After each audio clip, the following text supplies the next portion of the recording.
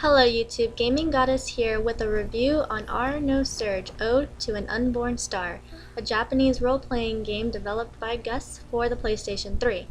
It is the continuation of CL No Surge and a direct prequel to the Ar tonelico series. So let's dive right into it. So unlike the Ar tonelico series, here we can take on the role of two main characters, Delta, a normal-looking human who runs a restaurant, and Earthus, a pretty cool-looking robot. Once you reach a certain point in the game, in the first phase, a feature known as zapping will become available at any save point throughout the game. This actually allows the player to switch between Delta and Earthus. Even though they're two completely separate characters, the two stories are synced with each other. In other words, if the player reaches a point in one character's story, it will automatically tell you that you cannot progress until you reach the end of the episode with the other character as well. I personally like this feature in the game. It is very different from what I expected. To be honest, I really thought that there would be one main guy character and you would have to pick between the two girls, like in the Ar tonelico series. But that is not the case here. This game actually has quite a bit of characters that serve some kind of importance to the main story itself, but there are two in particular that I want to go over, and they're pretty self-explanatory without me actually giving anything away. So first off, we are introduced to a human girl named Casti. She is Delta's childhood friend and partner, and she goes by the nickname of Cass. Second, we have Eon, a girl who creates tools and machinery. She is protected by Earthus, and she serves as his partner as well. Moving on to the general gameplay, the player can explore the given areas, collecting items, fighting monsters, and talking to party members. Each area pretty much varies on size, so there really isn't too much to explore since most of the fields are actually pretty linear. There is a bar on the upper left side of the screen that indicates how many waves of enemies are in that particular area. This is kind of similar to Melody of Alemia. The bar will change colors as you move through the field, and when the color becomes red and starts to flash faster, then a battle is about to commence. During battle, the player can control both the main character and his corresponding partner while battling multiple waves of enemies. In other words, when one group is defeated, the next group will take its place and so on until you run out of defense turns, use song magic, or reach the end of the wave. The battle system is pretty much turn-based. The player can actively attack with the 4 given moves while the heroine charges her song magic. Once your turn is up, then you are able to defend your partner. Our party only consists of the 2 characters, so in the menu while battling there is a friend skill option. The cutscenes for the friend skills are actually pretty cool in my opinion, though I wouldn't even bother using them during the final boss fight at the end of the game since they actually have no effect on him, but other than that, when you use them, they actually help out quite a bit, especially when fighting some of the stronger enemies. The song magic in this game is practically the same as it was in the Ar tonelico series. The player picks which attack they want to use at the start of the battle and charge it up for however long they wish. Once the player releases the song magic, the battle will end depending on how much it was charged, and if the gauge at the top of the screen was completely filled, will also determine if there are going to be any more waves of monsters on the field. So initially, you can defeat all the enemies in the first battle. One thing I didn't like about the battle system was once the heroine dies, then it's game over. I know you're supposed to protect her, but it didn't feel right seeing the game over appear on the screen once she dropped dead. Diving is in fact a feature in this game as well. How else would we be able to obtain stronger song magic? The player is able to dive into the geometrics of the character, which is basically the equivalent to a soul space. During a dive, we have more of a visual novel type gameplay. This is something I really enjoy. The player reads through the events and you can make decisions when prompted. Of course, decision making and moving around on the map cost dive points. If the player makes a wrong decision, it can result in getting kicked out of the soul space. One thing that makes diving in Ar No Surge different is the fact that the player isn't limited to just diving into his partner's soul space, but he can dive into the soul spaces of several characters that he meets along the way. Geometric crystals, pictures, and of course song magic can all be gained when you complete each individual soul space. Next we have the purification ceremony. This is where the main character and his partner take a bath together. This is actually where we go in order to install the geometric crystals. Earthus, Eon, Cass, and Delta can each have up to 5 different crystals installed in them. It might not look like it at first, but it really does help out a lot. Also, any talk topics that you get along the way can be used here as well.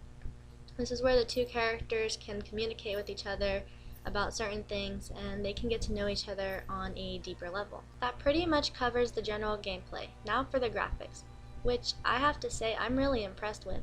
Everything just looks so clean and so flawless. Yes, there are the occasional glitches in a cutscene where something is going through something else, but it's not really something that I can complain about. All the 3D animation is super smooth. Even during battle, it didn't feel like it was lagging or skipping, and the fighting animation itself was super clean. The one thing this game has to offer that I truly loved was the anime cutscenes. The Artanelco series had maybe one or two, but Ar nosurge definitely takes the cake for having the most anime scenes. And even those graphics look amazing. I really am just taken by surprise at how much work they put into this one game, and honestly, if they did a Melody of Alemia and a Melody of Metaphalica remake with these graphics, I would be first in line to pick those up. That's how amazing it looks. As for the sound, the music is actually a little too loud. I mean, don't get me wrong, I love the soundtrack to this game, but when the singing or music overpowers the voice acting, it makes it really hard to focus on the story that is being told. So be sure to check the sound setting before playing. Again, it has a really good soundtrack. Even the hymnos in the game sounds pretty good. I do think that a lot of the songs are much sadder sounding than the ones in Artanelco, but I guess when you're on a spaceship that can't support life anymore and everyone's going to die, then I would be pretty sad too. So the music is actually pretty fitting. The English voice acting, of course, is also amazing. There is an option for Japanese, but I haven't checked it out, though I'm pretty sure it still sounds good. So with all that being said, time to get into the pros and cons. First off, some pros for me include the amazing anime scenes, and just the fact that there's a lot of them. They kept the diving feature from the Artanelco series. I enjoy the music in this game, of course, and to top it all off, this game isn't terribly long, but it's not too short either. It's right in the middle for me. I seriously beat this game in like a total of 45 hours. As for the cons, this game was extremely slow at the beginning of the first phase. I wanted some action right at the start like Melody of Alemia, but instead it felt more like a slower paced build up to an epic event like Melody of Metaphalica.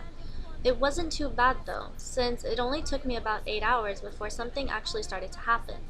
I always say, if a game doesn't pull you in within the first 10 hours, then maybe it's not the game for you. So just keep that in mind when playing. Overall, I really enjoyed Ar nosurge and everything it had to offer.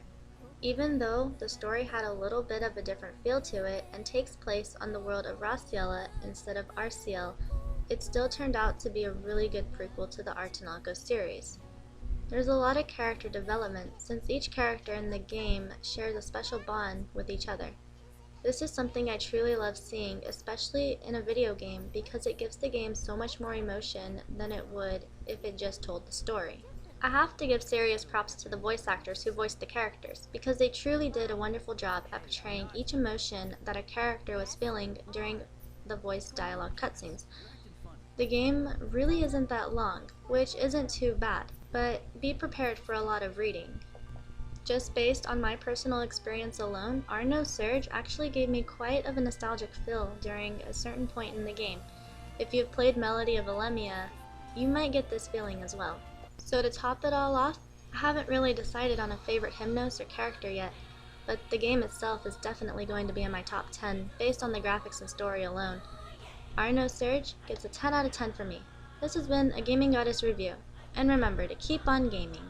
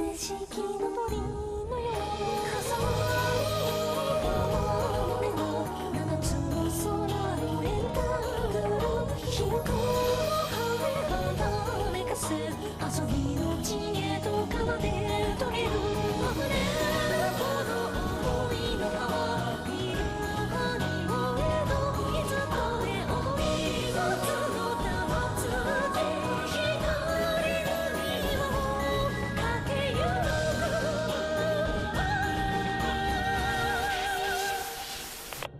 歌いやよせや命捧げ少女が風の女皆とし続け行こう愛のとにつく世界を越え花開く歌の季節よ夏の海越えて海